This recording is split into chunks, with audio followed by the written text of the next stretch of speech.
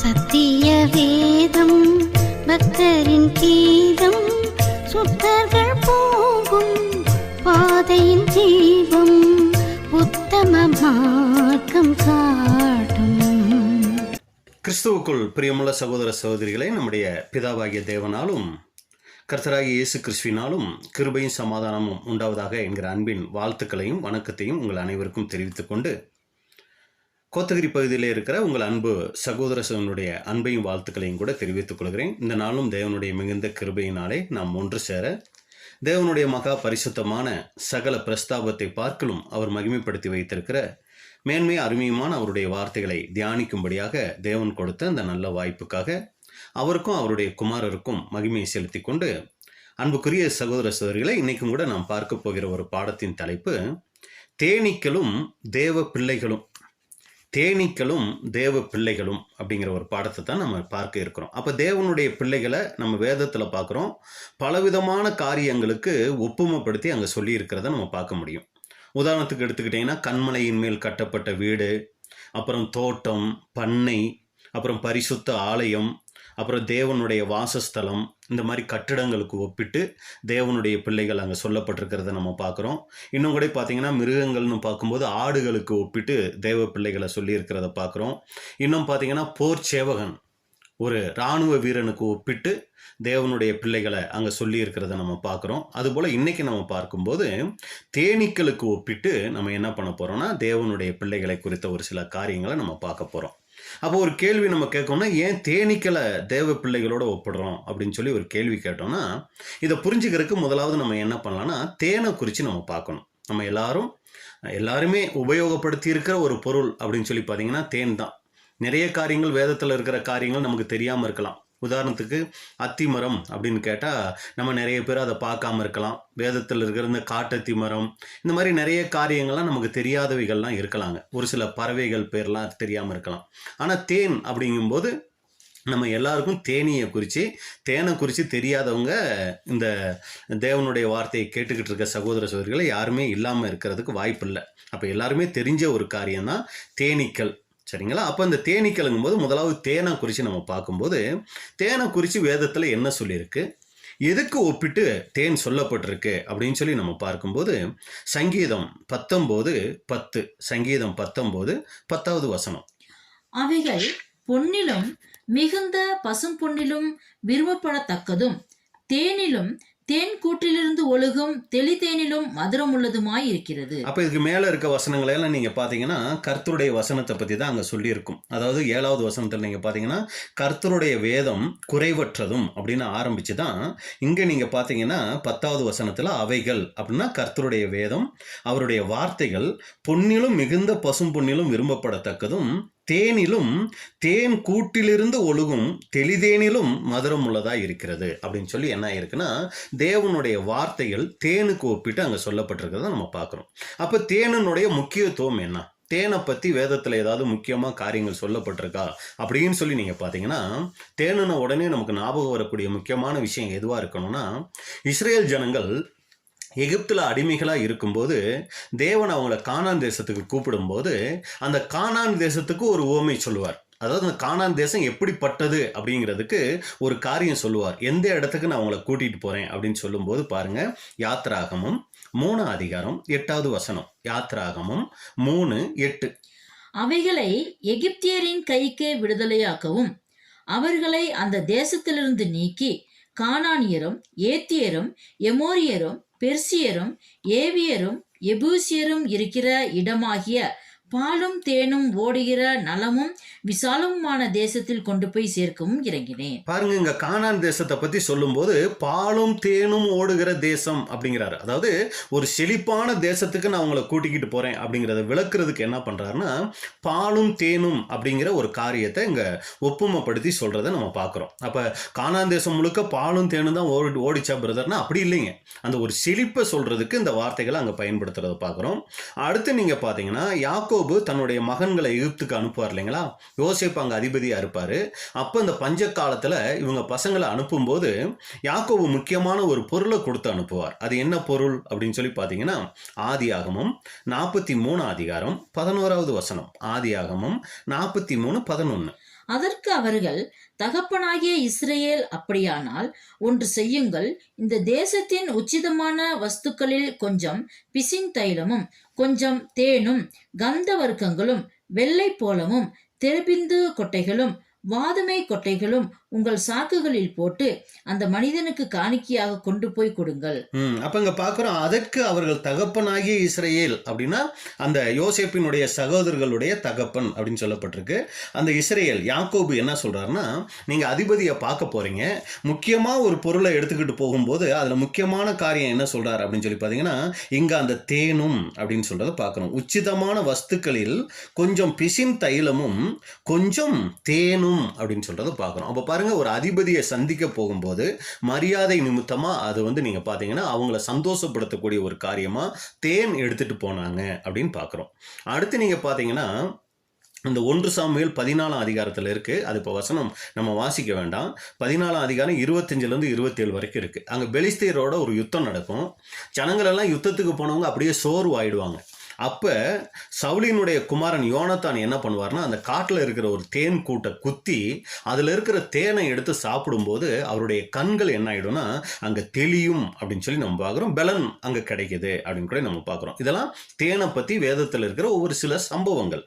அடுத்து நீங்கள் பார்த்தீங்கன்னா புதிய ஏற்பாட்டில் தேனை பற்றி ஏதாவது சொல்லியிருக்கா அப்படின்னு சொல்லி பார்க்கும்போது, யோவான் ஸ்நானகன் அவருடைய உணவே நீங்கள் பார்த்தீங்கன்னா என்ன அப்படின்னு சொல்லி பார்க்கும்போது மத்தேயு 3ஆம் அதிகாரம் 4வது வசனம். மத்தேயு 3:4. இந்த யோவான் ஒட்டகமயிர் உடையை தரித்து தன் அறையில் வார்க்கச்சையை கட்டி கொண்டிருந்தான். வெட்டுக்கிளியும் காட்டுத்தேனும் அவனுக்கு ஆகாரமாய் இருந்தது. அன்புக்குரிய சகோதர சகோதரிகளை, இங்க பாக்குறோம் யோவான் ஸ்நானகனுடைய உணவு கூட நீங்க பாத்தீங்கன்னா காட்டுத்தேன் அப்படின்னு சொல்லி நம்ம பாக்குறோம். அப்ப இப்படியாய் வேதத்துல நீங்க பாத்தீங்கன்னா தேனை குறித்து அநேக வசனங்கள், அநேக சம்பவங்கள் அங்க இடம்பெற்றிருக்கிறத நம்ம பாக்குறோம். இப்படி தேனை குறித்து எத்தனை வசனங்கள் இருக்கு அப்படின்னு சொல்லி நீங்க பாத்தீங்கன்னா கிட்டத்தட்ட வேத ஆராய்ச்சியாளர்கள் சொல்லும்போது 62 இடங்களில் நீங்க பாத்தீங்கன்னா இந்த தேனை குறித்ததான அங்க பதிவுகள் இருக்கு அப்படின்னு கூட சொல்றாங்க. அப்ப தேனுக்கும் இந்த வேதத்துக்கும் கூட மிக நெருங்கிய ஒரு தொடர்பு இருக்கிறத நம்ம பார்க்கிறோம். அப்ப தேன் தேவனுடைய வார்த்தைக்கு அங்க ஒப்பிடப்பட்டு சொல்லியிருக்கு. நம்ம ஆரம்பத்திலே வசனம் வாசிச்சோம். தேனிலும் தேன் கூட்டிலிருந்து ஒழுகும் தெளிதேனிலும் மதுரமான அவருடைய வார்த்தைகள் அப்படின்னு சொல்லியிருக்கு. அப்ப தேன் தேவனுடைய வார்த்தைக்கு அங்க ஒப்பிட்டு சொல்லி இருக்கும் போது, அன்புக்குரிய சகோதர சகோதரிகளே, அந்த தேனை சுவைக்கக்கூடிய, சேர்க்கக்கூடிய வேலையை செய்யக்கூடிய அந்த தேனீக்கள் அது யாருக்கு அடையாளம் அப்படின்னு சொல்லி நம்ம பார்க்கும்போது, இன்னைக்கு அந்த தேவனுடைய வார்த்தையை சுவைத்து பார்க்கக்கூடிய, அதை சேர்க்கக்கூடிய சகோதர சகோதரிகளான, இன்னொரு வகையில் சொல்லணும்னா தேவனுடைய பிள்ளைகளான நமக்கு தான் இந்த தேனீக்கள் அங்கே அடையாளம் அப்படின்னு கூட நம்ம பார்க்குறோம். அப்போ இங்கே தேனீக்களும் தேவ பிள்ளைகளும் அப்படிங்கிற தலைப்பினுடைய அர்த்தம் என்னன்னு பார்க்கும்போது, தேன் தேவனுடைய வார்த்தையை அடையாளப்படுத்துது. அப்ப அந்த தேனை சுவைக்கக்கூடிய, அதை சேர்க்கக்கூடிய ஒரு காரியத்தை செய்யக்கூடிய தேனீக்கள் எதை அடையாளப்படுத்துறாங்கன்னா தேவனுடைய பிள்ளைகளான நம்மை அடையாளப்படுத்தக்கூடியவங்களா அங்க இருக்கிறாங்க. இப்ப நம்ம என்ன பண்ண போறோம்னா அந்த தேனீக்களை தேவனுடைய பிள்ளைகளோட ஒப்பிட்டு பார்க்க போறோம். அப்ப தேனீக்கள் அது எப்படி இருக்கு, அதனுடைய வாழ்க்கை முறைகள் எப்படி இருக்கு, ஒரு தேவனுடைய பிள்ளை அவங்க எப்படி இருக்கணும், அவங்க வாழ்க்கை முறை எப்படி இருக்கணும் அப்படிங்கிறதான் அன்புக்குரிய சகோதர சகோதரிகளே இந்த நாள் நம்ம பார்க்க போறோம். அப்ப முதலாவது தேனீக்களை பற்றி நம்ம முதலாவது ஒரு சிலருக்கு ஒரு சில காரியங்கள் தெரிஞ்சிருக்கலாம். இன்னைக்கு நம்ம இந்த பாடத்துக்கு சம்பந்தமா தேனீக்களை குறித்து ஒரு சில காரியங்கள், முதலாவது அவைகளினுடைய வரலாறு, அதனுடைய வகைகள், அதனுடைய வேலைகள், இதை குறித்து நம்ம பார்த்துட்டு அதுக்கப்புறம் என்ன பண்ண போறோம்னா அதை நமக்கு ஒப்பிட்டு, தேவனுடைய பிள்ளைகளான நமக்கு ஒப்பிட்டு என்ன பண்ண போறோம்னா ஒரு சில காரியங்கள் நம்ம பார்க்கலாம். அப்போ முதலாவது தேனீக்களினுடைய வரலாறு குறித்து நம்ம பார்க்கலாங்க.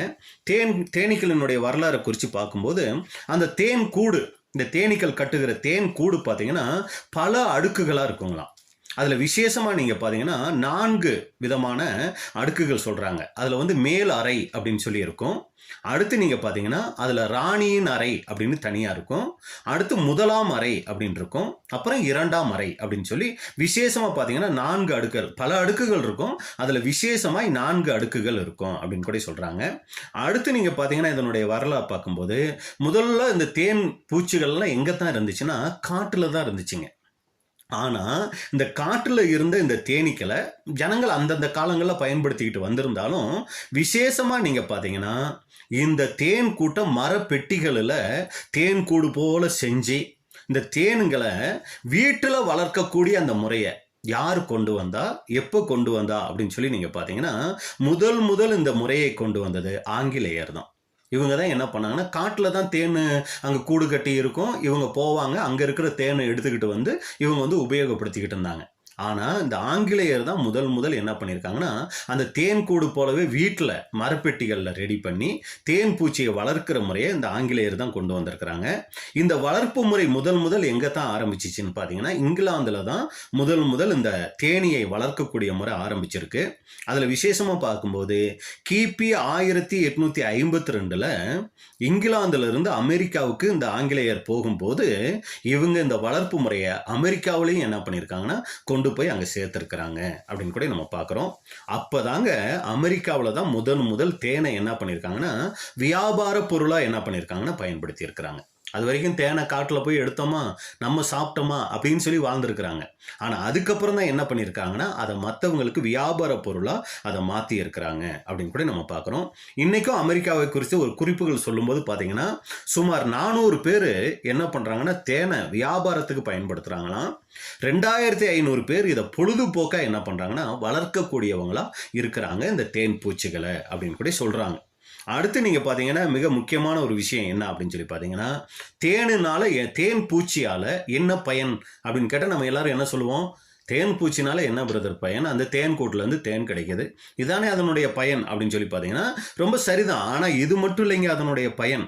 இதனுடைய மிகப்பெரிய பயன் என்ன அப்படின்னு சொல்லி பார்த்தீங்கன்னா, தேன் மட்டும் இல்லைங்க, இது இன்னைக்கு விவசாயத்துக்கு இந்த தேன் பூச்சிகள் மிகப்பெரிய உதவியாக இருக்குங்களாம்.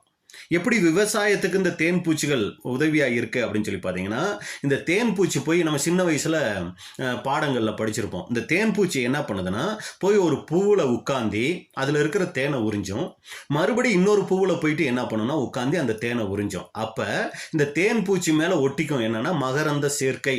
கஷ்டப்பட்டு மனப்பாடம் பண்ணி படித்து நம்ம என்ன பண்ணியிருப்போம்னா நம்ம இந்த காரியங்களை அங்கே இதில் பரீட்சையில் நம்ம வந்து எழுதியிருப்போம். ஆனால் இது பாருங்கள் ரொம்ப தெரிஞ்சுக்க வேண்டிய ஒரு விஷயம். இந்த தேன் பூச்சி போய் ஒரு பூவில் போய் உட்காந்தி அந்த தேனை எடுத்துட்டு மறுபடியும் இன்னொரு பூவில் உட்காரும்போது இந்த ஆண் பூவில் இருந்து என்ன பண்ணுன்னா அந்த மகரந்தம் பெண் பூவில் இருக்கிற போய் அந்த இதில் போய் இந்த மகரந்தம் ஒட்டும்போது என்ன ஆகுதுன்னா அங்கே அந்த விளைச்சல், அந்த பூக்களினுடைய தானியங்களினுடைய விளைச்சல் என்ன ஆகுதுன்னா அங்கே அதிகரிக்கக்கூடியதாக இருக்குது அப்படின்னு கூட சொல்கிறாங்க. அப்போ பாருங்கள், விவசாயத்துக்கு இந்த தேன் பூச்சிகள் ஒரு மிகப்பெரிய உதவிகரமாக இருக்குது.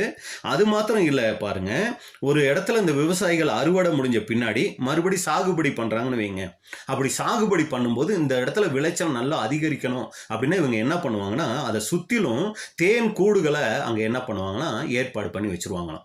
அப்போ இந்த தேன் பூச்சிகள் எல்லாம் அங்கே என்ன பண்ணும், அந்த தோட்டத்தை சுற்றி வந்து கூடுகளில் வந்து இது இருக்க ஆரம்பிச்சிடும். அப்போ இது என்ன பண்ணும், அங்கே இருக்கிற செடிகளில் போயிட்டு அந்த பூக்களில் உட்காந்து அங்கே இருக்கிற மகரந்த சேர்க்கை மூலமாக விளைச்சலையும் அதிகரிச்சிடும், கூட்டுக்கு வந்து தேனையும் சேர்த்து வச்சிருதுங்களா. இந்த விவசாயிகளுக்கு பார்த்தீங்கன்னா ரெட்டிப்பான லாபம் இந்த தேன் பூச்சினால கிடைச்சிருது அப்படின்னு கூட நம்ம பார்க்குறோம். ஒரு பக்கம் விளைச்சலும் கிடைக்குது, விளைச்சலும் கிடைச்சிருது, இன்னொரு பக்கம் தேனுக்கு தேனும் கூட கிடைச்சிருது அப்படின்னு கூட நம்ம பார்க்குறோம். இப்படி உபயோகமான காரியங்களை இந்த தேன் பூச்சிகள் அங்கே செய்கிறத நம்ம பார்க்குறோம். இதெல்லாம் நம்ம வந்து தெரிஞ்சுக்க வேண்டிய ஒரு விஷயமா தேன் பூச்சிகளை குறித்து அங்கே பார்க்குறோம். இதெல்லாமே நமக்கு பாடங்கள் அங்கே இருக்குது அன்புக்குரிய சகோதர சகோதரிகளை. அப்போ பாருங்க, இப்படியா இந்த தேன் பூச்சிகள் பல வகைகளில் அந்த தேன் நமக்கு பார்க்கும்போது நிறைய மருத்துவ குணங்களுக்கு, இந்த மருத்துவத்துக்கு இந்த தேன் வந்து ரொம்ப பிரயோஜனமாக இருக்குது. அதை நமக்கு ஏற்படுத்தி தயார் பண்ணி கொடுக்கறது இந்த தேன் பூச்சியினுடைய ஒரு வேலையாக இருக்குது. அது மாத்திரமல்ல, இப்படியெல்லாம் இருந்தாலும் இந்த தேன் பூச்சிகள் இந்த சமீப காலங்களில் பார்த்தீங்கன்னா கொத்தா செத்துட்டு வருதுங்களாம், நிறைய செத்துட்டு வருதாமா. இதனால என்ன ஆகுது அப்படின்னு சொல்லி பார்த்தீங்கன்னா பெரும் நஷ்டம் விளைவிக்குது. ஏன் அப்படின்னா விவசாயம் என்ன ஆகுதுன்னா பாதிக்கப்படுது அப்படின்னு கூட சொல்கிறாங்க. ஏன் இந்த தேன் பூச்சிகள்லாம் இப்படி செத்துக்கிட்டே இருக்குது அப்படின்னு சொல்லி இதை கண்டுபிடிக்கிறதுக்கு நிறைய முயற்சிகள் செஞ்சுருக்கிறாங்க, நிறைய ஆராய்ச்சிகள் பண்ணியிருக்கிறாங்க. ஆனால் பார்த்தீங்கன்னா பெரிய அளவில் இந்த தேன் பூச்சிகள் ஏன் சாகுதுங்கிறத கண்டுபிடிக்க முடியலைங்களாம். ஆனால் கண்டுபிடிச்ச வரைக்கும் என்ன காரணம் சொல்கிறாங்க அப்படின்னு சொல்லி பார்த்தீங்கன்னா, இப்போ இந்த விவசாயத்துக்கு பயன்படுத்தணும்னு சொல்லி ஒரு இடத்துல இருந்து இன்னொரு இடத்துக்கு இந்த தேன் பூச்சிகளை என்ன பண்ணுறாங்கன்னா கொண்டு போகும்போது கிட்டத்தட்ட ஒரு 5-10 நாள் ஆகுதுன்னு வைங்களேன். அந்த மாதிரி நேரங்களில் இந்த தேன் பூச்சி என்ன பண்ணாது, வெளியில் போக முடியாமல் அதுக்கு உணவு கிடைக்காம என்ன பண்ணுன்னா கஷ்டப்படும். அப்போ இந்த தேன் பூச்சி உயிரோடு இருக்கணுங்கிறதுக்காக தேனுக்கு பதிலாக இவங்க என்ன பண்ணுவாங்க அப்படின்னு சொல்லி பார்த்தீங்கன்னா, இது இயற்கையாக பறந்து போய் ஒரு பூவில் உட்காந்து அந்த தேனை எடுத்து இது சாப்பிட்றதும் சேகரிக்கிறதும் இதனுடைய பழக்கம். அதுக்கு பதிலாக அந்த தேன் பூச்சிக்கு தேன் கிடைக்கலன்னு சொல்லி இவங்க சர்க்கரை பாகுவை ரெடி பண்ணி அதை ஊற்றிடுவாங்க. அப்போ இந்த தேன் பூச்சி அதை தேன் மாதிரி நினச்சி குடிச்சு என்ன ஆகுதுன்னா நிறைய தேன் பூச்சிகள் அங்கே மரிச்சிருது அப்படின்னு கூட பார்க்குறாங்க. சரியான காற்று, சரியான சாப்பாடு, இதுக்கு ஏற்ற சரியான வசதி சூழ்நிலைகள், அந்த ஃப்ரீனஸ் இல்லாததுனால இந்த தேன் பூச்சிகள் அப்படி இறந்து போகுதுங்கிற காரணத்தை கண்டுபிடிச்சிருக்கிறாங்க.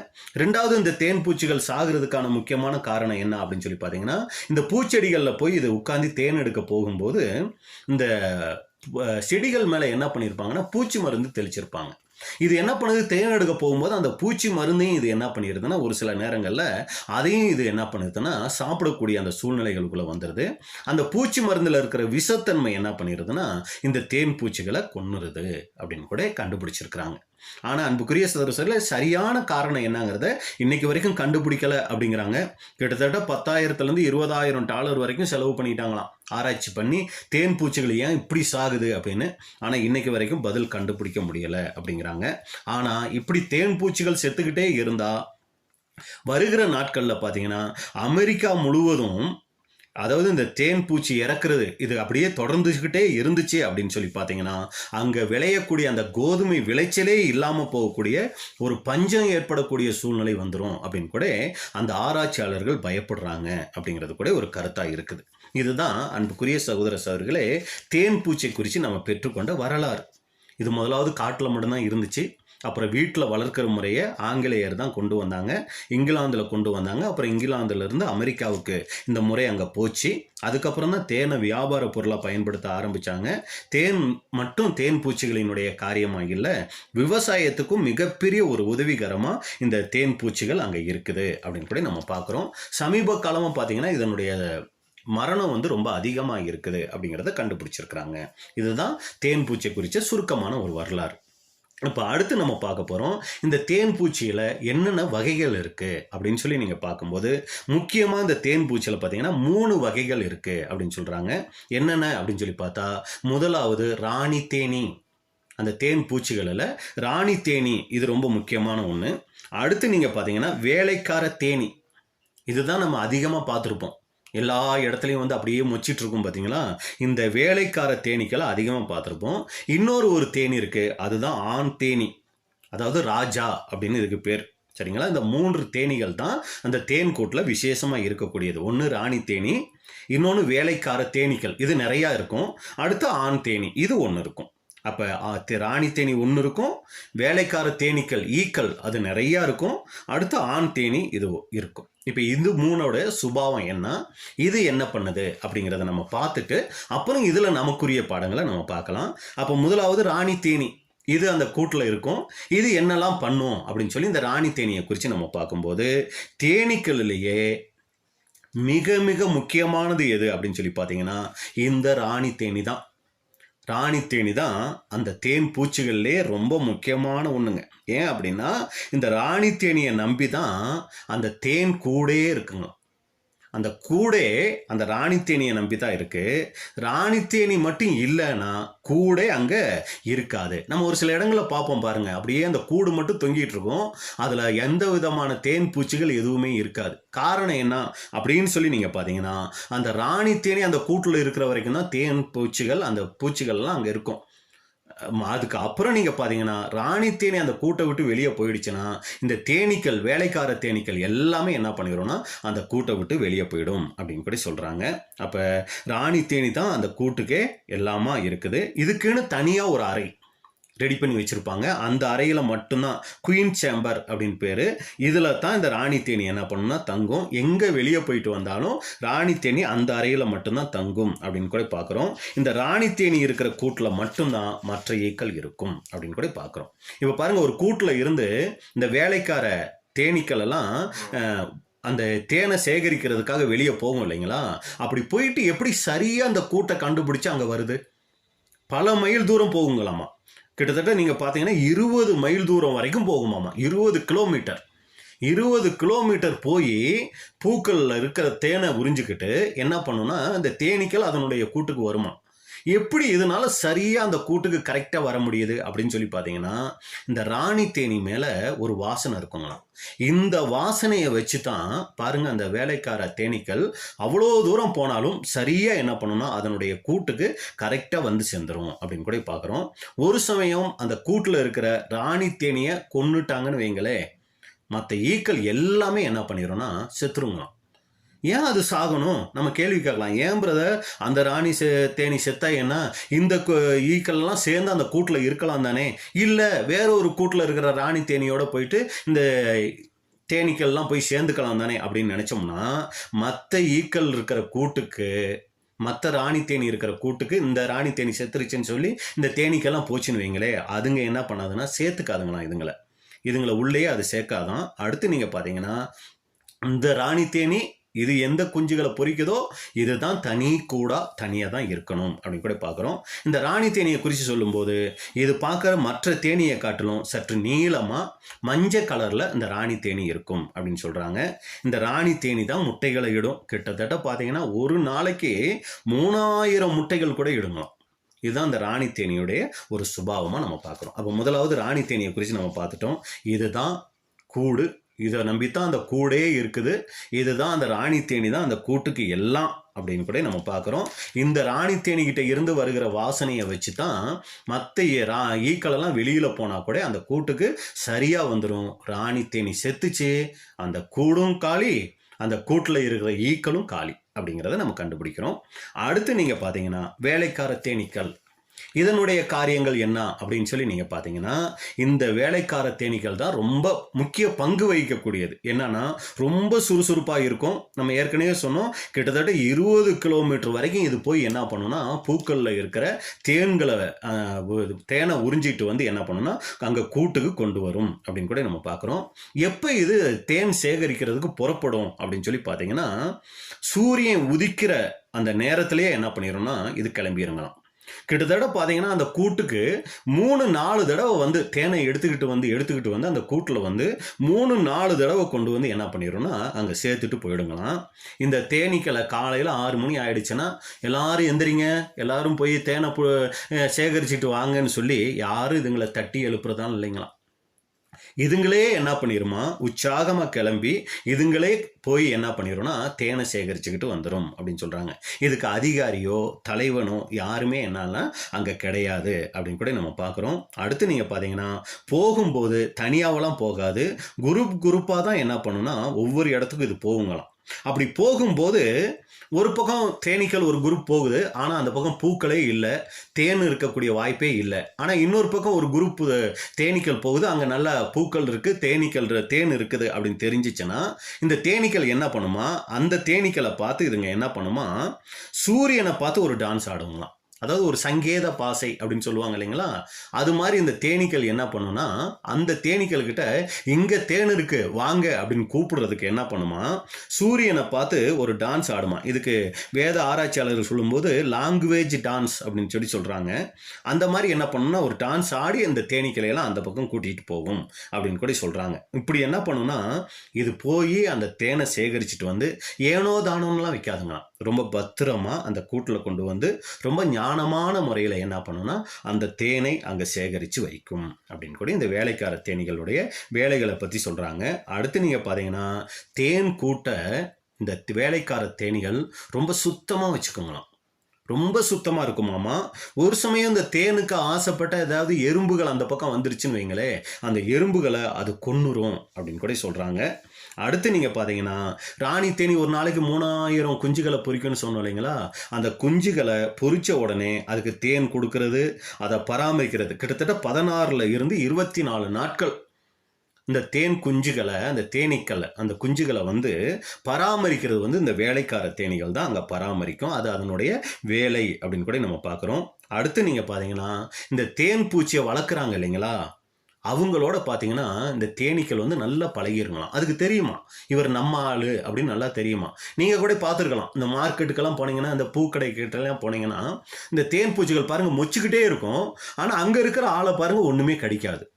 நம்மளே ரொம்ப ஆச்சரியப்படுவோம். நமக்கு பயமாக இருக்கும் அந்த இடத்துக்கிட்ட போகும்போது. ஆனால் பார்த்தீங்கன்னா அவங்க என்னங்க தேன் பூச்சி இப்படி சுற்றிட்டு இருக்குது, பயம் இல்லைங்களான்னா அதெல்லாம் ஒன்றும் கடிக்காதுங்க. நானே என்கிட்டயே சொல்கிறத நான் கேட்டிருக்கேன். அப்போ என்ன ஆகுதுன்னா அதுக்கு அவங்களோட என்ன ஆகிடுதுன்னா ஒரு பழக்கம் அங்கே வந்து என்ன ஆகிடுதுன்னா உருவாயிடுது அப்படின்னு கூட நம்ம பார்க்குறோம்.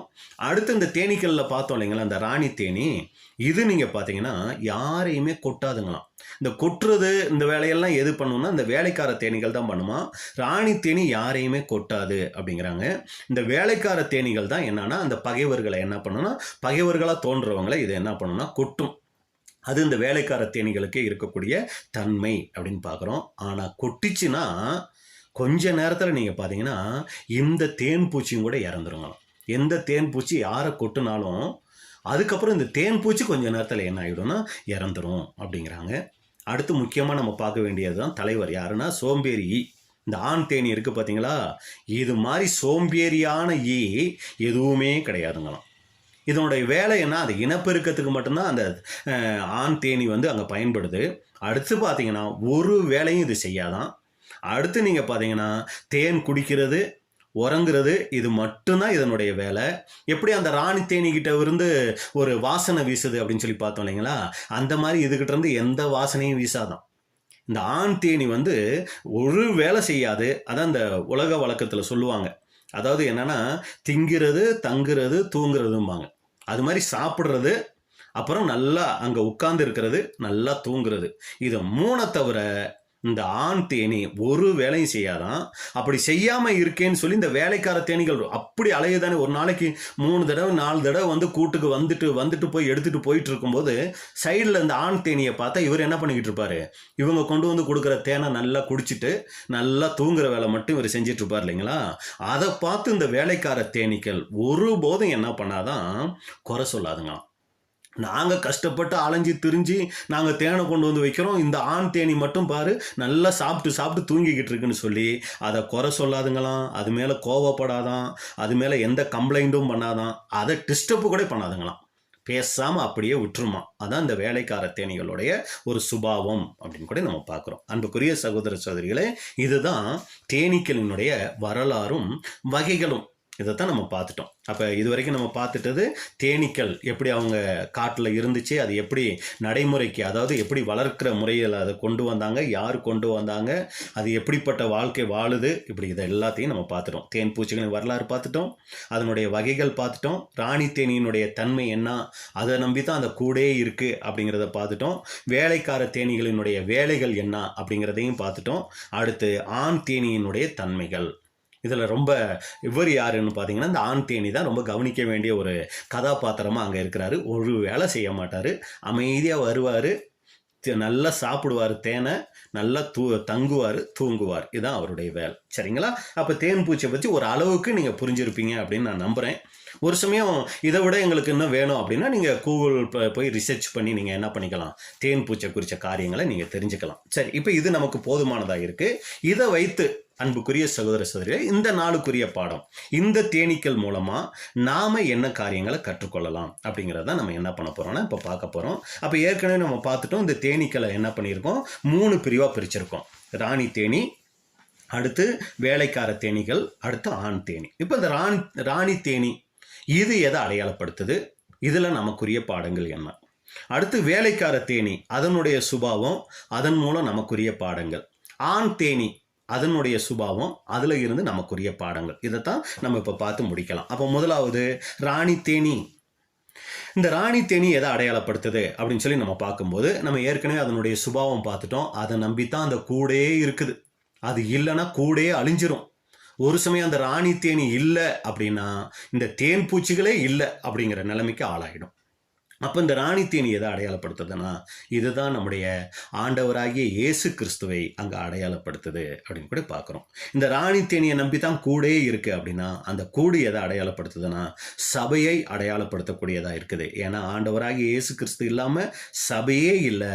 அவர் எங்கே இருக்கிறாரோ அதுதான் சபை. நமக்கு தெரியும், ஒரு கட்டடம் என்ன கிடையாதுங்க, சபை கிடையாது. நம்ம 2 பேர் 3 பேர் அப்படி கூடுறோமா, அப்படி கூடும்போது அந்த இடத்துல ஆண்டவராகிய இயேசு கிறிஸ்து இருக்கிறாரா? அதுதான் சபை. 2 பேரோ 3 பேரோ என் நாமத்தினாலே எங்கே கூடியிருக்கிறார்களோ அவர்கள் நடுவில் இருக்கிறேன் அப்படின்னு சொல்றாரு இல்லைங்களா?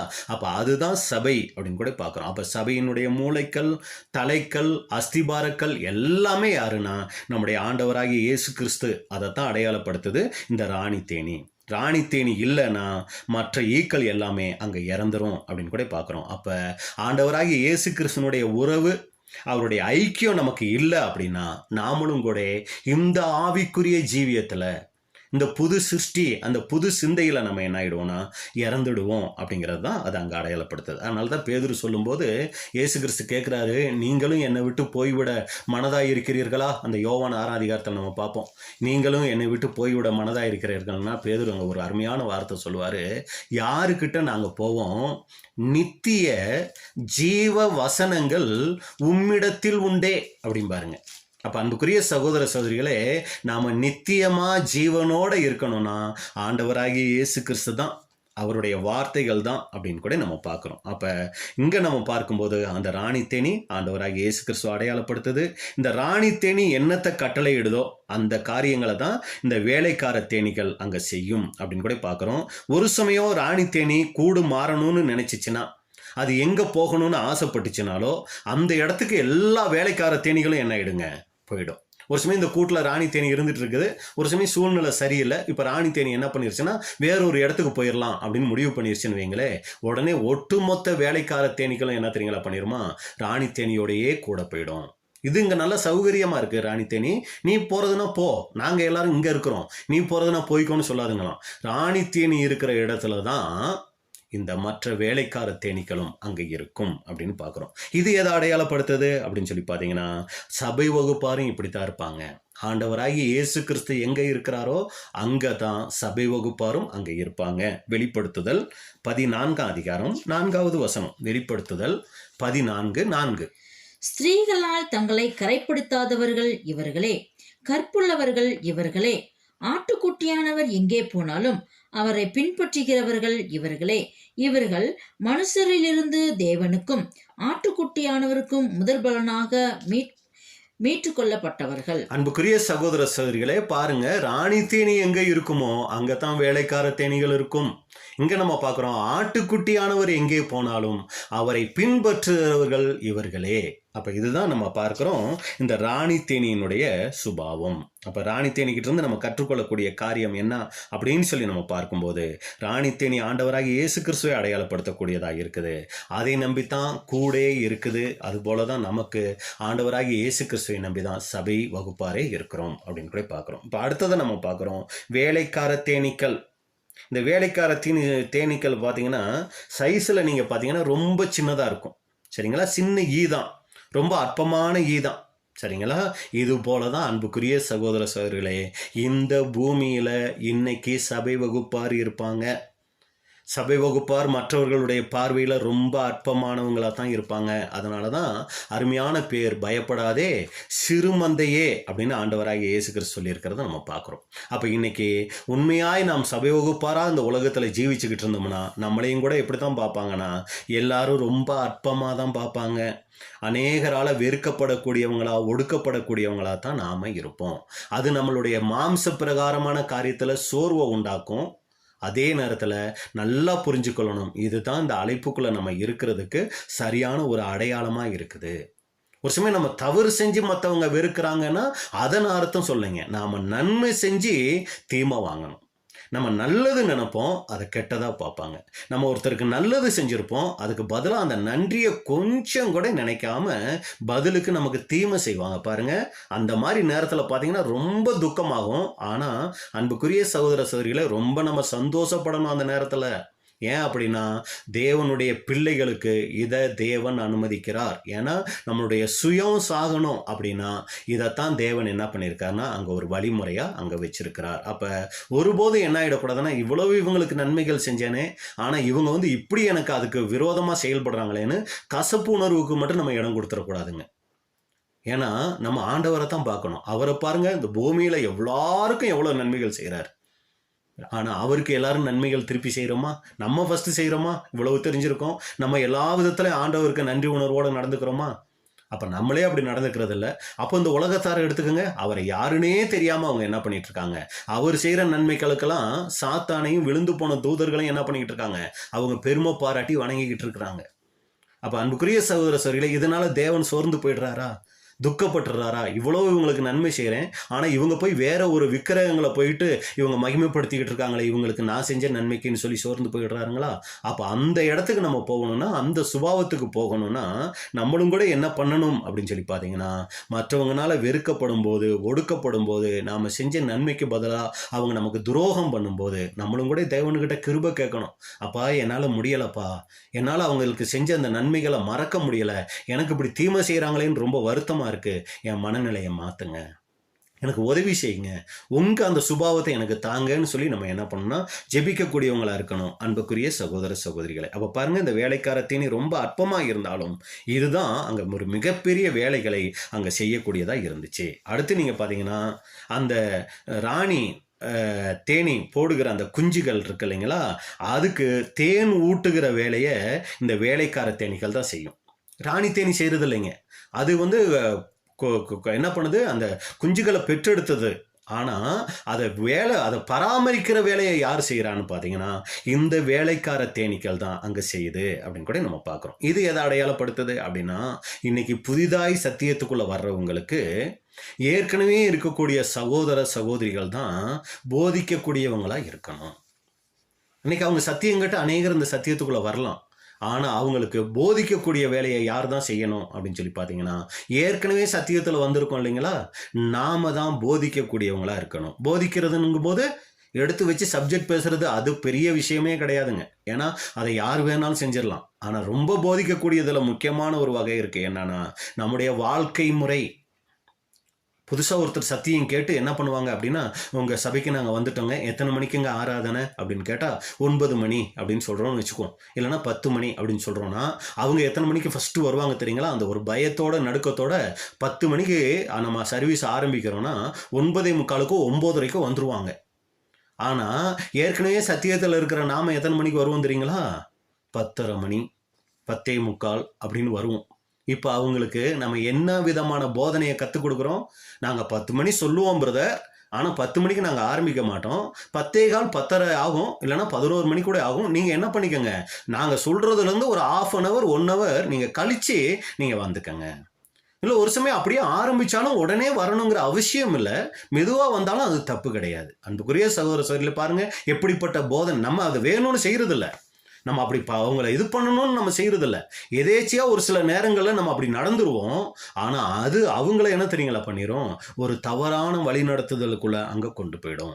டைம் மட்டும்தான் நான் சொல்லியிருக்கேன், மற்ற நம்முடைய வாயின் வார்த்தைகளாக இருக்கட்டும், நம்ம செயல்படுகிற விதங்களாக இருக்கட்டும், இதையெல்லாம் நம்ம யோசித்து பார்த்துக்கணும். நம்மளை நாமளே தற்பரிசோதனை பண்ணி பார்த்துக்கணும். நான் செயல்படுகிற விதம் சபைக்கு வருகிற மற்ற சகோதர சகோதரிகளுக்கு பக்தி விருத்தியை உண்டாக்குதா, இல்லை அவங்க பக்தி விருத்தியில் குறைஞ்சி போகிறதுக்கு ஒரு காரணமாக இருக்குதாங்கிறத நாமளே என்ன பண்ணிக்கணும்னா பரிசோதனை பண்ணி பார்த்துக்கணும். இப்போ பார்க்குறோம், அந்த குஞ்சுகளுக்கு தேன் ஊட்டுகிறது வேலைக்கார தேனீக்கள். அதே போல் புதுசாக சத்தியத்துக்குள்ளே வரவங்களுக்கு நாம தான் ஒரு முன்மாதிரியான வாழ்க்கையை போதனையாக அங்கே காமிக்கணும் அப்படின்னு கூட நம்ம பார்க்குறோம். அடுத்து நீங்கள் பார்த்தீங்கன்னா, இந்த வேலைக்கார தேனீக்கள் இருக்கு இல்லைங்களா, இது பல இடங்களுக்கு போய் என்ன பண்ணுதுங்க, பூக்களில் உட்காந்து அந்த தேனை உறிஞ்சிட்டு வரும் இல்லைங்களா. அப்படி பூக்களில் போய் போது ஒரு சில நேரங்களில் என்ன ஆபத்து அப்படின்னு சொல்லி பார்த்தீங்கன்னா, அந்த பூக்கள்ல இருந்துருங்களாம் ஒரு சில பூச்சி மருந்துகள். இந்த விவசாயிகள் என்ன பண்ணுவாங்கன்னா, பூச்சி மருந்தெல்லாம் அடிச்சு வச்சிருவாங்க இல்லைங்களா. இது அந்த பூவில் போய் உட்கார்ந்த உடனே அதில் இருக்கிற அந்த மருந்துகள் என்ன பண்ணிடும்னா இந்த தேன் பூச்சியை பாதிச்சிருமா. பாதித்த உடனே என்ன ஆயிடும்னா, ஏற்கனவே நம்ம சொன்னோம், நீங்கள் கவனிச்சிருப்பீங்க, இந்த தேன்பூச்சி 20 கிலோமீட்டர் வரைக்கும் வந்துட்டு போகும். இது அவ்வளவு சரியாக அதோட கூட்டுக்கு போகிறதுக்கு காரணம் என்னன்னு சொல்லி பார்க்கும்போது, அந்த ராணி தேனியினுடைய வாசனை, அந்த வாசனையை இது அந்த அளவுக்கு இழுத்து வச்சிருக்கும். அதே மாதிரி கரெக்டாக போய் சேர்ந்துடும்.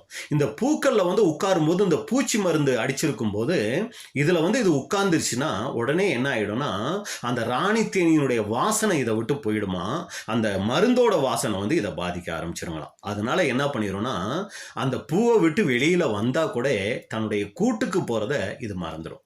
ஏன்னா அந்த வாசனை இருந்தால் தானே போக முடியும். ஆனால் இப்போ என்ன ஆகிடுது, அந்த வாசனை இதை விட்டு போயிட்டதுனால இது தன்னுடைய கூட்டுக்கு திரும்ப போக முடியாமல் அந்த கூட்டை மறந்துட்டு ரொம்ப தவிக்கக்கூடிய சூழ்நிலைகளுக்குள்ளே போயிடுமா. இது எதை அடையாளப்படுத்துது அப்படின்னு சொல்லி பார்த்தீங்கன்னா, நம்மளும் கூட எல்லாரும் ஒரு வேலை செஞ்சு இந்த ஊழியங்களை செய்யக்கூடியவங்களாகவும் அநேக காரியங்களை செய்யக்கூடியவங்களாகவும் இருக்கிறோம்.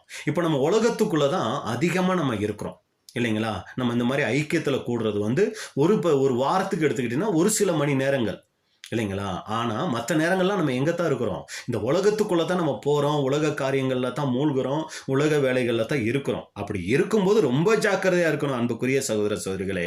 அது என்ன தெரியுங்களா பண்ணிடும், நம்மளை கிறிஸ்துவை விட்டே விலக வைக்கக்கூடிய சூழ்நிலைகளுக்குள்ளே போயிடும். ஒரு சில நேரங்களில் நீங்கள் பார்த்தீங்கன்னா, நம்ம உடன்படிக்கை செஞ்சதையே மறந்தவர்களாக கூட நம்ம என்ன ஆகிடுவோம்னா, செயல்படக்கூடியவங்களா, பேசக்கூடியவங்களா, வாழக்கூடியவங்களா மாறிடுவோம். ஒரு சிலருக்கு ஞாயிற்றுக்கிழமை வந்தால் கூட இன்னைக்கு ஞாயிற்றுக்கிழமை தாங்கிறதையே மற்றவங்க சொல்லித்தான் ஞாபகப்படுத்த வேண்டிய அளவுக்கு ஆயிடுங்க. அந்த அளவுக்கெல்லாம் போயிடுற சகோதர சகோதரிகள் கூட இருக்கிறாங்க. ஆனால் அன்புக்குரிய சகோதரர்களே, ஒருபோதும் நம்ம அப்படி இருந்துடக்கூடாது. உலகத்துக்குள்ளே போனால் நம்ம அடிக்கடி சொல்கிற உதாரணம் ரப்பர் பேண்டு தான். இந்த ரப்பர் பேண்டை இழுத்தீங்கன்னா விரியும், விட்டிங்கன்னா அதோட இயல்பு தன்மைக்கு வந்துடும். அப்போ நம்ம ஒரு உலகத்துக்குள்ளே போகணும், உலக வேலைகள் தான் செய்யணும், உலகத்தரோட பழக வேண்டிய சூழ்நிலைகள் கண்டிப்பாக இருக்குது. ஆனால் அதுலேயே நம்ம மூழ்கிடாம நம்முடைய இயல்பான நிலைமை, அந்த புது சிருஷ்டிக்குரிய தன்மைக்குள்ள நம்ம வந்துடணும் அப்படின்னு கூட பார்க்குறோம். உலக காரியங்களில் ரொம்ப ஈடுபாடு உள்ளவங்களா மாறிட்டோம் அப்படின்னா நாம் இந்த பரலோகத்துக்குரிய அந்த வாசனையை நம்ம இழந்துருவோம், கிறிஸ்துவுக்குரிய வாசனையை நம்ம இழந்துருவோம். அன்புக்குரிய சகோதர சகோதரிகளே, 2 தீமோத்தேயு 2:4 2 தீமோத்தேயு 2:4 தண்டில் சேவகம் பண்ணுகிற எவனும் தன்னை சேவகம் எழுதி கொண்டவனுக்கு ஏற்றவனாய் இருக்கும்படி பிழைப்புக்கு அடுத்த அலுவல்களில் சிக்கிக் கொள்ள மாட்டான். பார்த்தீங்களா, தண்டில் மிலிட்ரி மேனை பற்றி சொல்லியிருக்குதுங்க. தண்டில் சேவகம் பண்ணுகிற எவனும் தன்னை சேவகம் எழுதி கொண்டவனுக்கு ஏற்றவனாய் இருக்கும்படி, அந்த ஏற்றவனாய் இருக்கும்படி ரொம்ப கவனிக்கணுங்க. பிழைப்புக்கு அடுத்த அலுவல்களில் சிக்கிக் கொள்ள மாட்டான். நாம அப்படிப்பட்டவங்களா இருந்துடக்கூடாது. பிழைப்புக்கு அடுத்த அலுவல்களில் சிக்கிக்கொள்ள மாட்டான். நம்ம சிக்கிக்கொள்கிறோமா? எப்படி இந்த தேன் பூச்சி போய் அந்த பூவில் போய் உட்காந்து அதனுடைய வாசனையை அதனுடைய தன்மையே இழந்துருதோ அதுபோல் நம்ம ஒருபோதும் இருந்துடக்கூடாது. நம்முடைய வேலையே ஆவிக்குரிய வாழ்க்கையில் நம்ம மேம்படணுங்கிறது தான். ஒரு உதவிக்கு தான் நம்ம இந்த உலகத்துக்குரிய காரியங்கள். அப்போ ரொம்ப ஜாக்கிரதையாக இருக்கணும் அன்புக்குரிய சகோதர சகோதரிகளே. 1 தெசலோனிக்கேயர் 4:12 1 தெசலோனிக்கேயர் 4:12 நாங்கள் உங்களுக்கு கட்டளையிட்டபடியே அமைதல் உள்ளவர்களாய் இருக்கும்படி நாடவும், உங்கள் சொந்த அலுவல்களில் பார்க்கவும், உங்கள் சொந்த கைகளினாலே வேலை செய்யும் வேண்டுமென்று உங்களுக்கு புத்தி சொல்கிறோம். பார்த்தீங்களா, உங்கள் சொந்த அலுவல்களை பார்க்கவும். மற்றவங்க விஷயத்துல எல்லாம் தலையிட்டுக்கிட்டு பாடுபட்டுக்கிட்டு இருக்கக்கூடாதுங்க. நம்முடைய சொந்த அலுவல்களை பார்க்கக்கூடியவங்களாக இருக்கணும். 1 பேதுரு 4:15 1 பேதுரு 4:15 ஆதலால் உங்களில் ஒருவனும் கொலைபாதகனாயாவது, திருடனையாவது, பொல்லாங்கு செய்தவனாயாவது, அந்நிய காரியங்களில் தலையிட்டு கொண்டவனாயாவது, பாடுபடுகிறவனாய் இருக்கக்கூடாது. அந்நிய காரியங்களில் தலையிட்டு கொண்டவனாயாவது. அப்ப தேவையில்லாத விஷயங்களை எல்லாம் நம்ம மூக்க நுழைச்சிக்கிட்டு இருந்தோம்னு வைங்களே, நம்ம இந்த ஆவிக்குரிய ஜீவத்தை இழந்து போக வேண்டியதாக வந்துடும். அப்போ ரொம்ப ஜாக்கிரதையாக இருக்கணும். இந்த உலகத்தில் வாழ்கிற வாழ்க்கை, அதான் சகோதரர்கள் சொல்லும்போது சொல்லுவாங்க, நீங்கள் எந்த ஊரில் வாழ்ந்துட்டு இருக்கிறீங்க, எந்த ஏரியாவில் வாழ்ந்துக்கிட்டு இருக்கிறீங்க அப்படின்னு கேட்கக்கூடாதுங்களாம். எந்த ஏரியாவில் செத்துக்கிட்டு இருக்கீங்கன்னு கேட்கணுங்களாம். பார்த்தீங்களா, புரியுதா அவங்க எல்லாருக்கும்? நம்ம வாழ வரலைங்க, சாக வந்திருக்கிறோம். நீங்கள் அந்த ஊரில் வாழ்ந்துட்டு இருக்கீங்களா அப்படின்னு கேட்டால் அது அர்த்தம் இல்லைங்க. நீங்கள் அந்த ஊரில் செத்துக்கிட்டு இருக்கீங்களா அப்படிங்கிறது தான். அப்போ நம்ம இன்றைக்கி ஒரு ஊரில் சென்னையிலையோ இல்லை திருப்பூர்லேயோ இல்லை பெருந்தூர்லையோ இப்போ பல ஊர்களில் இருந்து தான் நம்ம இந்த செய்தியை கேட்டுக்கிட்டு இருக்கிறோம். அப்படி கேட்டுக்கிட்டு இருக்கிற நம்ம அந்த ஊரில் நாம் வாழக்கூடியவர்களாக இருக்கிறோமா, செத்துக்கிட்டு இருக்கிறவங்களா இருக்கிறோமா? அன்புக்குரிய சகோதர சகோதரிகளை, நாமளே சிந்திச்சு பார்க்கணும். அடுத்து இந்த தேன் பூச்சியினுடைய சுபாவத்தை நம்ம பார்க்கும்போது, இது பூக்களில் போய் அப்படி உட்காருது இல்லைங்களா. இந்த பூச்சிகள் அப்படி உட்காரும் போது ஏற்கனவே அந்த பூக்களில் இருக்குமா ஒரு சில பூச்சிகள், விஷ ஜந்துக்கள் அந்த பூக்களில் ஏற்கனவே இருந்துட்டு இருக்குமா. இது தேன் எடுக்க போகும்போது என்ன பண்ணிடுமா, டக்குன்னு அந்த பூச்சிகள் இந்த தேன் பூச்சியை என்ன பண்ணிடும்னா காயப்படுத்திடுங்களாம், ஒரு சில தாக்குதல்களை பண்ணிடுமா. அதனால என்ன ஆகிடும்னா இந்த தேனீக்கள் மிகுந்த காயம் அடைந்து பாதிப்புக்கு உள்ளாயிடுமா. இது எதை அடையாளப்படுத்துதுன்னா, நாம் கூட இந்த உலகத்துக்குள்ளே போகும்போது உலகம், மாம்சம், பிசாசு இது என்ன பண்ணுதுன்னா நம்மளை தாக்கக்கூடியதா இருக்குது. உலகம், பிசாசு ரெண்டாம் பட்சங்க. நம்ம மாம்சமே பார்த்தீங்கன்னா அநேக நேரங்களில் இந்த ஆவிக்குரிய வாழ்க்கைக்கு மிகப்பெரிய தடையா இருக்குது. காயப்படுத்தக்கூடியதாய் இந்த ஆவிக்குரிய ஜீவியத்தில் நம்ம ஓட முடியாதபடி, வாழ முடியாதபடி நம்மளை காயப்படுத்தி இடரல் அடைய செய்யக்கூடியதா இந்த மாம்சமே அங்கே இருக்குது அப்படின்னு கூட நம்ம பார்க்குறோம். அடுத்து நீங்கள் பார்த்தீங்கன்னா இந்த தேன் பூச்சிகள் அதிகமாக எங்கே தான் போகும்? இதனுடைய நோக்கமே என்னன்னா, எந்த பூவில் தேன் இருக்கும், எங்கே தேன் இருக்கும், இதுதான் இந்த தேன் பூச்சியினுடைய ஒரு நோக்கமாகவே இருக்கும். அதே போல் தேவ பிள்ளைகளான நாம கூட எங்கே போனாலும் நம்மளுடைய விருப்பம் என்னவா இருக்கணும்னா, தேவனுடைய வார்த்தை. அங்கே போனால் சத்தியம் கிடைக்குமா, இங்கே போனால் நமக்கு இன்னும் கூட சத்தியத்தில் வளர்றதுக்கு வாய்ப்பு. இந்த மாதிரி சத்தியம் ஒன்றே நம்மளுடைய நோக்கமாக அங்கே இருக்கணும். ஏன்னா தேன் பூச்சியினுடைய உணவே என்னன்னு பார்த்தீங்கன்னா தேன் தான். அதுபோல் இந்த ஆவிக்குரிய ஜீவிய வளர்ச்சிக்கு தேவன் நமக்கு வைத்திருக்கிற மிகப்பெரிய ஆதாரம் என்னன்னா தேவனுடைய வார்த்தை தான். ஏன்னா நம்ம பிறந்ததே எதில் தாங்க? இந்த புது சிருஷ்டி தேவனுடைய வார்த்தையில தான். வசனம் வாசிக்கலாம். யாக்கோபு 1:18 வசனம். யாக்கோபு 1:18. அவர் சித்தம் கொண்டு தம்முடைய சிருஷ்டிகளில் நாம் முதல் பலன்கள் ஆவதற்கு நம்மை சத்திய வசனத்தினாலே ஜெனிப்பித்தார். அப்ப நம்ம பிறந்ததே எதுல தானா? தேவனுடைய வார்த்தையில தான் பிறந்துட்டோம். வளர்றது அதுவும் தேவனுடைய வார்த்தையில தான். 1 பேதுரு 2:3. 1 பேதுரு 2:3 வசனம். நீங்கள் வளரும்படி புதிதாய் பிறந்த குழந்தைகளைப் போல திருவசனமாகிய களங்கமில்லாத ஞானப்பாலின் மேல் வாஞ்சியாய் இருங்கள். நீங்கள் வளரும்படி திருவசனமாகிய ஞானப்பாலின் மேல் வாஞ்சியாயிருங்கள். அப்ப பாருங்க, நம்ம பிறந்ததும் சத்தியம் வசனம்தான், நம்ம வளர்றதும் கூட வசனம் தான் அப்படின்னு கூட பார்க்குறோம். அப்போ நம்ம வாழ்க்கை முழுக்க வசனம் தான். கொலோசியர் 3:16-17-18. கொலோசியர் 3:16-17-18. கிறிஸ்துவின் வசனம் உங்களுக்குள்ளே சகல ஞானத்தோடும் பரிபூர்ணமாக வாசமாய் இருப்பதாக. போதுங்க. கிறிஸ்துவின் வசனம் உங்களுக்குள்ளே எப்படி? சகல ஞானத்தோடும் பரிபூரணமாக வாசமாய் இருப்பதாக. அப்போ வசனம் நமக்குள்ள பரிபூரணமாக என்ன ஆகணுங்க? வாசம் செய்யணும். அப்போ தான் என்ன நடக்கும்? யாராவது நமக்கு எதிராக சத்தியங்கள் பேச வந்தால் கூட அந்த சத்தியத்தை கொண்டு நம்ம என்ன பண்ண முடியும்? அவங்கள ஜெயிக்க முடியும். அதாவது எப்படி ஆண்டவராகி இயேசு கிறிஸ்து சத்தியத்தை வைத்து சாத்தானை ஜெயிச்சாரோ, அதுபோல் நம்ம இன்னைக்கு எதிரடையான தவறான காரியங்கள் வரும்போது சத்தியம் நமக்குள்ள தெளிவாக இருந்தால் தான் நம்ம அதை ஜெயிக்க முடியும், நம்ம போராடி வெற்றி பெற முடியும். அன்புக்குரிய சகோதர சகோதரிகளே, அப்போ ரொம்ப முக்கியம் தேவனுடைய வார்த்தை. அடுத்து நீங்கள் பார்த்தீங்கன்னா, நம்ம ஏற்கனவே பார்த்தோம், இந்த தேன் பூச்சி இன்னொரு தேன் பூச்சிக்கு தேன் இருக்கிற இடத்த காமிக்கிறதுக்கு என்ன பண்ணுங்களாம்? சூரியனை பார்த்து ஒரு டான்ஸ் பண்ணும் அப்படின்னு சொல்லி பார்த்தோம் இல்லைங்களா? அது எதுக்கு அடையாளம்னா, இந்த சூரியன் நீதியின் சூரியனாகிய ஆண்டவராக இயேசு கிறிஸ்துவ அடையாளப்படுத்துது. அப்போ இன்னைக்கு ஒருத்தர் என்ன பண்ணணும்னா, சத்தியத்துக்குள்ளே கொண்டு வரணும் அப்படின்னா இங்கே டான்ஸ் எதை அடையாளப்படுத்துது தெரியுங்களா? நம்முடைய வார்த்தைகள், நம்முடைய வாழ்க்கை முறைகள். இதுதான் என்ன பண்ணணும்னா இன்னைக்கு ஒருத்தரை கிறிஸ்துவுக்குள்ள அங்கே வழி நடத்தக்கூடியதாக இருக்கும் அப்படின்னு கூட நம்ம பார்க்குறோம். அடுத்து நீங்கள் பார்த்தீங்கன்னா, இந்த தேன் பூச்சி என்ன பண்ணுன்னா கூட்டை ஃபஸ்ட்டு கட்டும். அதில் தேன் அந்த அடையெல்லாம் ரெடி பண்ணிட்டு தான் அப்புறம் தான் கொண்டு வந்து தேனை என்ன பண்ணுன்னா உள்ளே சேர்க்கும்.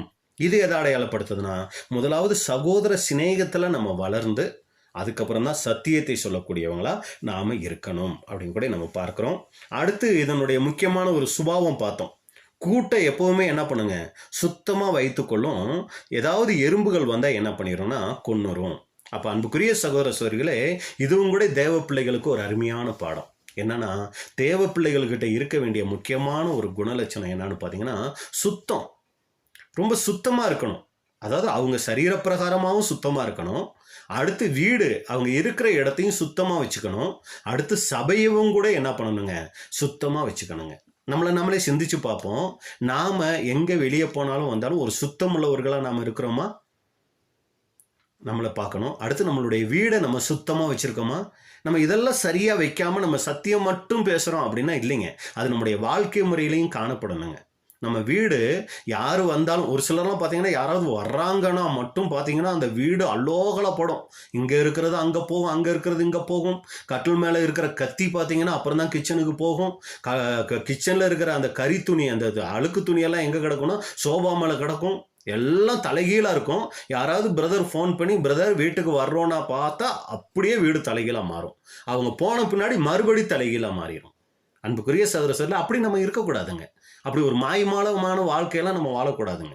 நம்ம வீடு சின்ன வீடாக இருந்தாலும், இல்லை ஒரு அளவுக்கு சரியான வீடாக இருந்தாலும், வீடை சுத்தமாய் வைத்துக்கொள்ள வேண்டியது தேவ பிள்ளைகளினுடைய கடமைங்க. நம்ம வீடை பார்த்தே ஒரு சிலர் நாம் எப்படிப்பட்ட ஜீவியம் ஜீவிக்கிறோங்கிறத கண்டுபிடிக்கணுங்க.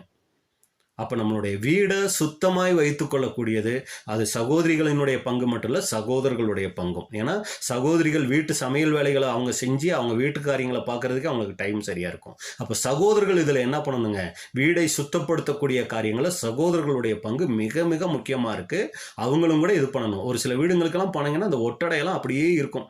ஒரு சில டேபிள்லாம் அப்படி பார்த்தா அப்படியே டஸ்ட்டு அப்படியே பிடிச்சி போய் இருக்கும். ஆனால் அன்புக்குரிய சகோதர சகோதரிகளே, தேவ பிள்ளைகளினுடைய வீடுகள் பார்த்தீங்கன்னா சுத்தமாக இருக்கணும். அதே மாதிரி நம்மளுடைய சபை கூடுகை அது சின்ன இடமா இருந்தாலும் இல்லை பெரிய இடமா அதை நம்ம சுத்தமாக வச்சுக்கணுங்க.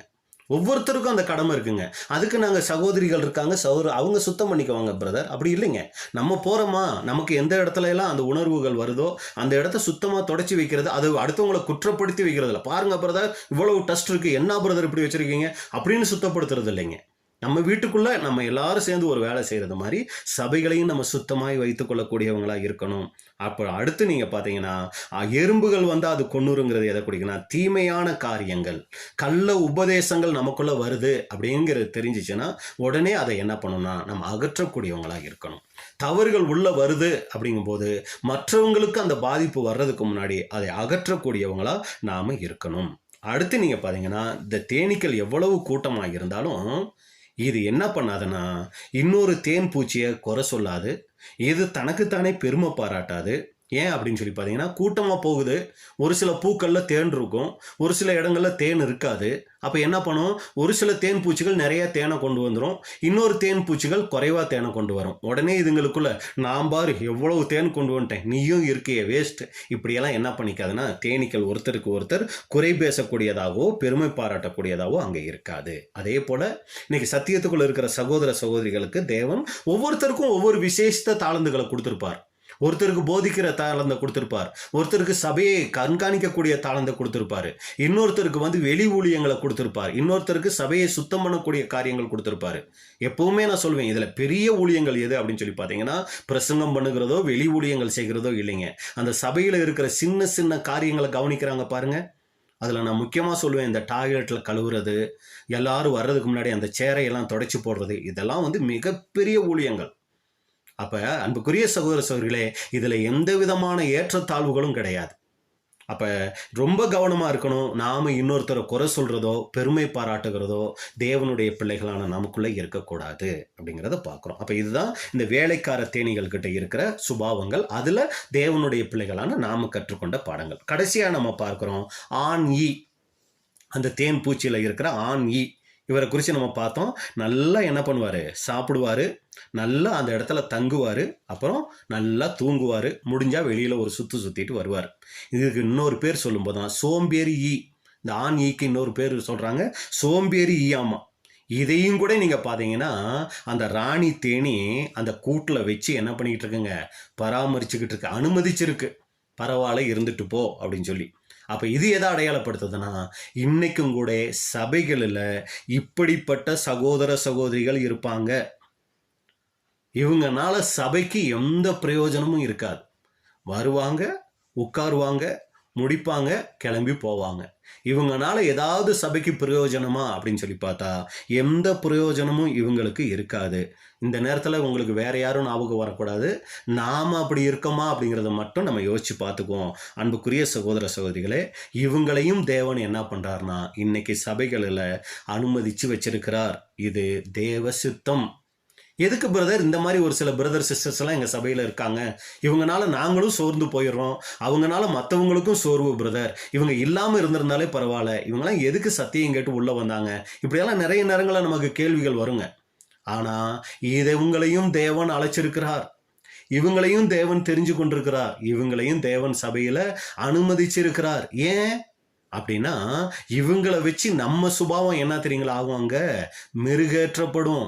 இவங்களை பார்த்து நாம் என்ன பண்ணுறோம், ஒரு சமயம் அவங்கள குறை சொல்லிக்கிட்டே நம்ம சோர்ந்து போயிடுறோமா, இல்லை அவங்க எப்படியோ இருந்துட்டு போகிறாங்க பிரதர், நான் தேவன் என்ன அழைச்சிருக்கிறார், நான் தேவனுக்கு உண்மையாக உத்தமமாக வாழணும், தேவன் எனக்கு கொடுத்த பொறுப்பை எனக்கு கொடுத்த தாளை நான் சரிவர செஞ்சு முடிக்கணுங்கிற அந்த ஒரு உத்வேகத்துக்குள்ளே போகிறோமா, இல்லை அவங்கள பார்த்து நம்ம சோர்ந்து போயிடுறோமாங்கிறதுக்கு அவங்கள ஒரு டெஸ்ட்டாக கூட தேவன் என்ன பண்ணியிருப்பாரு, நம்ம கூட வச்சிருப்பார். அன்புக்குரிய சகோதர சகோதரிகளே, அவங்கள குறை சொல்கிறதோ அவங்க மேலே பொறாமப்படுறதோ எப்படி அந்த தேன் பூச்சிகளுக்கு வேலை இல்லையோ அதே போல் நம்மளும் என்ன பண்ணோம்னா அந்த தலையீடுகளில் போயிடக்கூடாது. தேன் பூச்சியினுடைய வேலையே தேனை கொண்டு வந்து கூட்டில் சேர்க்கறது, அதே போல் அதை மற்ற பூச்சிகளோட பகிர்ந்து கொள்கிறது. அதுதான் நம்மளுடைய வேலையாகவும் இருக்கணும். அப்போ சபையில் இது போன்ற பிள்ளைகள் இருப்பாங்க. ஆனால் நாம் என்ன பண்ணணும், புது சிந்தை உள்ளவர்கள் யார், பரிசுத்த ஆவியினால் நிரப்பப்பட்ட சகோதர சகோதரிகள் யாரோ அவங்களோட அதிகமான ஐக்கியத்தை வைத்து கொண்டு அவங்களோட நம்முடைய ஆவிக்குரிய ஜீவியத்தை வளர்த்து கொள்ளக்கூடியவங்களாக நாம் இருக்கணும். மற்றவங்களை குறை பேசக்கூடிய அவங்க மேலே பொறாமப்படக்கூடிய காரியங்களை நம்ம என்ன பண்ணிடணும்னா விட்டுறணும்.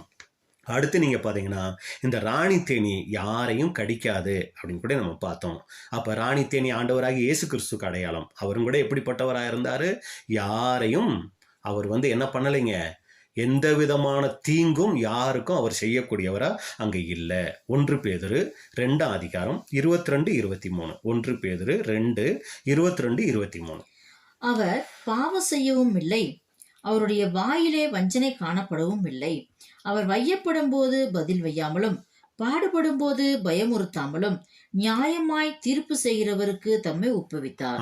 அவர் வையப்படும் போது பதில் வையாமலும் பாடுபடும் போது பயமுறுத்தாமலும் நியாயமாய் தீர்ப்பு செய்கிறவருக்கு தம்மை ஒப்புவித்தார். அப்ப நாமளும் கூட இந்த சிந்தையை வளர்த்து கொள்ளணுங்க. அப்பா எல்லாம் நீங்க பார்த்துட்டு இருக்கீங்க, நான் எடுக்கிற நியாயம் கூட தப்பாக போயிடும், ஆனால் நீங்கள் ஒரு தீர்ப்பு கொடுத்தீங்கன்னா நியாயமாய் தீர்ப்பு செய்வீங்கப்பா, உங்ககிட்ட என்னை அர்ப்பணிக்கிறேன்னு சொல்லி முழுவதுமாய் அவரிடத்துல ஒப்படைக்கக்கூடியவங்களா இருக்கணும். எப்படி இந்த ராணி தேனி யாரையும் கிடைக்காதோ அதே போல் ஆண்டவராக இயேசு கிறிஸ்துவும் கூட இந்த பூமியில் அப்படிப்பட்ட ஒரு வாழ்க்கை வாழ்ந்தார். ஆனால் இந்த வேலைக்கார தேனீக்களுக்கு கொட்டும் தன்மை இருக்குங்க.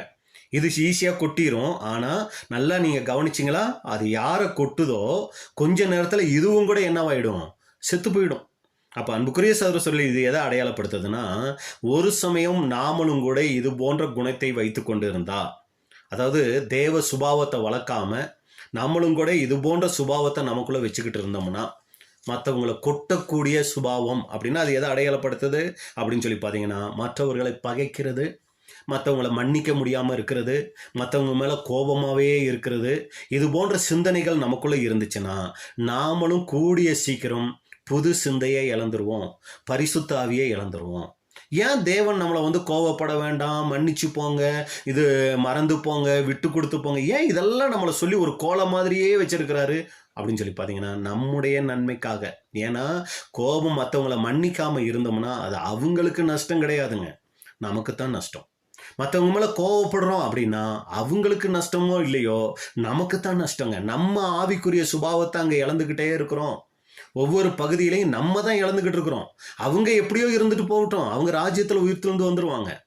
ஆனால் பெரிய பொறுப்பே இப்போ யாருக்கிட்ட தான் இருக்கு, நம்ம கிட்ட தான் பொறுப்பே இருக்கு.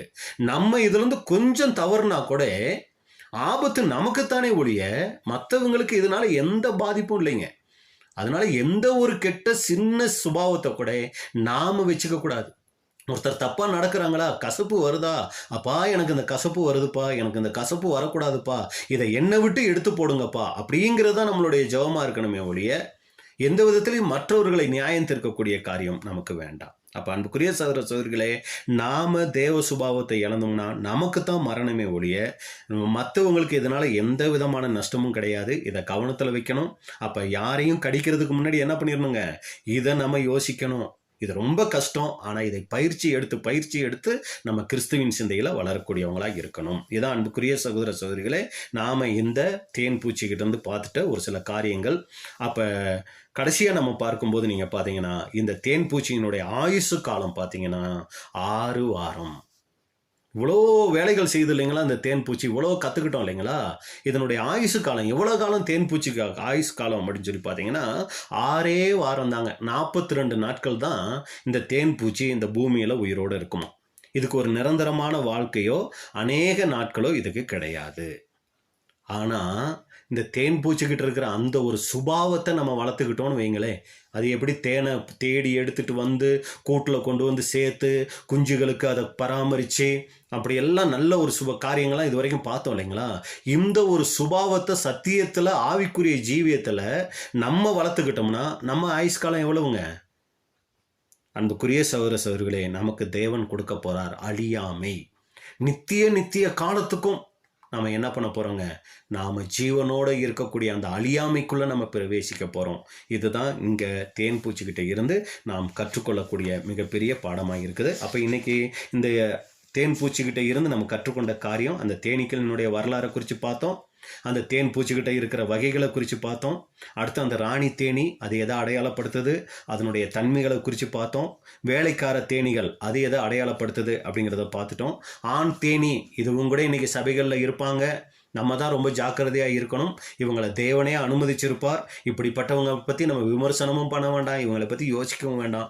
நம்ம ஓட்டத்தை நம்ம ஓடி நம்மளுடைய இந்த ஓட்டத்தை முடிக்க தேவன் நமக்கு கிருபை செய்வாராக. இப்படிப்பட்டதான வார்த்தைகளை பகிர்ந்து கொள்ள தேவன் கிருபை செய்தார். பொறுமையோடு கேட்ட உங்களை தேவன் ஆசீர்வதிப்பாராக. இப்படித்தான வாய்ப்பை கொடுத்த பிதாவாகிய தேவனுக்கும் ஆண்டவராகிய இயேசு கிறிஸ்துவுக்கும் அருமையான சபை சகோதர சகோதரிகளுக்கும் எங்களுடைய நன்றியை தெரிவித்துக் கொள்கிறோம். தேவன் தாமே நம் அனைவரையும் ஆசீர்வதிப்பாராக. ஆமென்.